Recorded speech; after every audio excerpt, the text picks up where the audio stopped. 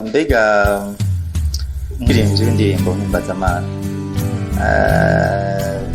urabona hari igihe haba amahiganwa agiye atandukanye kandi amahiganwa si mabi meza kuko aratuma haba amajenerasiyo yandi mashasha gukangurira abajene kuja mu makompetisiyo usanga birafasha cyane muri kariyeri yabo. Ariko umuririmbyi mpimbazamanza aremerewe kuja mu makompetisiyo atandukanye no kwizera Kristo. Okay, ikibazo cawe kiri simple. Ndafatira kuja mbere ko ngo ukwizera amahigano adahwanye no kwizera. Ikibazo inyishu iri simple, siza guca iruhande no bimwe by'abarundi barinda guca no. Uwizera wese, umwana w'Imana wese arongorwa no kwizera. Iyo tuvuze ngo abarongorwa namwe mu Imana bo banabimana, mwe mu Imana niki? Mwe mu Imana ni jambo ry'Imana. Jambo ry'Imana byo jambo ry'ubutumwa. Ni kuvuga umwana w'Imana wese yirongora arongorwa no kwizera. Kwizera nko kuva ku kumva iki ijambo ry'Imana. So bisigura ngo uyu munsi ikintu cyose kidahuye n'ijambo ry'Imana, umwana w'Imana ntiyemerewe kukibamo. Kubera ko uzoburi urahushanya bana ikintu cyose uzobamwa abantu bakakubwira ngo watuvangi, uzo wicare hasi wibaze ikintu wakoze. Kuvuga ko uzoba wanyuranyije uhushanje na kwa kwizera wahora uvuga kare uranahura. So nduvuga uyu munsi ikibazo dufise niki nuko abajoni barifuza cyane kugira kure kandi abitahura. Turi mu bihugu bikenye, mu bihugu atama opportunity ahari. Rero ama opportunité yose abantu babonye baca bibaza ngo ni Imana yabahaye. Muganda ngomba kukivuga. Toutes les opportunités ziza mu buzima bw'umwana w'umuntu sizima. Na Satani arugurura ama opportunité. Abanyamerika nabo baravuze ngo all that glitters is not gold. Nuvuga ibintu byose bikayanga sizahabu. Nuvuga Satani by the way bagira entre parenthèse niko yatwaye abana abakura mu ishengero muri Etats-Unis akabakura mu ishengero akabatwara muri profane. Cyatanguye pore mu kiganiro bita American Idol.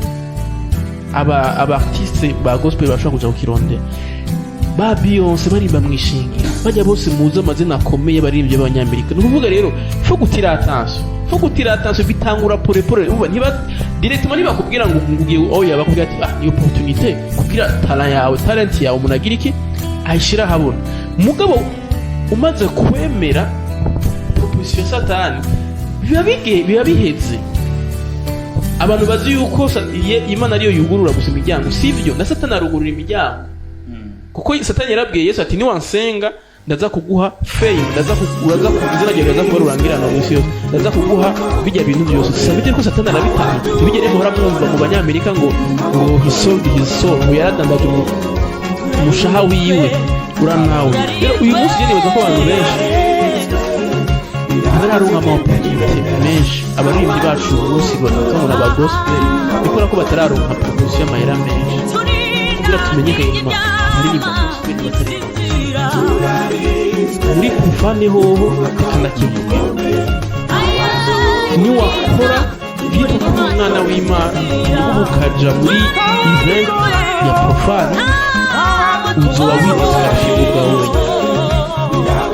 widisqualifié kuko uwizera arumugwa no kwizera.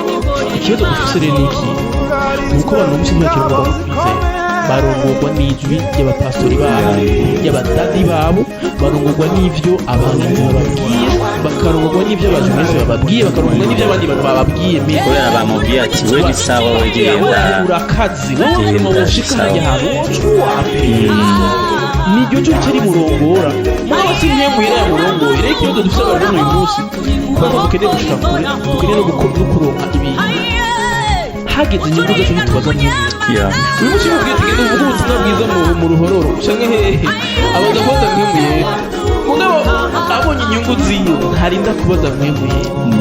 Ikimenyetso kibi rero ugiye mu kintu utabanje kubakiriza ubaza Imana ikora kuri tinya yo kukumbura Imana yabikubwira ati oya uranaho ukabadesha. So ukuvuga rero iyo umubonye ariko arakora ikintu yikwe mu bwenge niko babyita abantu ngo kwikura mu bwenge uriko urakora wamaze kubikora mu bwenge icyo kintu ari ikimenyetso yuko atari cyo bikuye mu bwenge kubera kubera ko kuba urafise amakuru yuko bidahuye no kwizera kwa bidahuye n'icuri rero nibaza ko no kwitira clende abajeune bakeneye gukorera Imana mukuru no mu mwemu nibatenyenye nta kibazo Imana niyo yugurura imiryango kandi yugaye nta wuguru muga kandi iyo yuguruye nta wugara muga rero bareke kwitirira ivyo bagiye kwironderera bace bashima Imana ngo Imana yaratugiriye neza oya kuko uno munsi abantu barakira ama proposition ya Satani bakayitirira Imana rero nibaza ko mu majambo make nivyo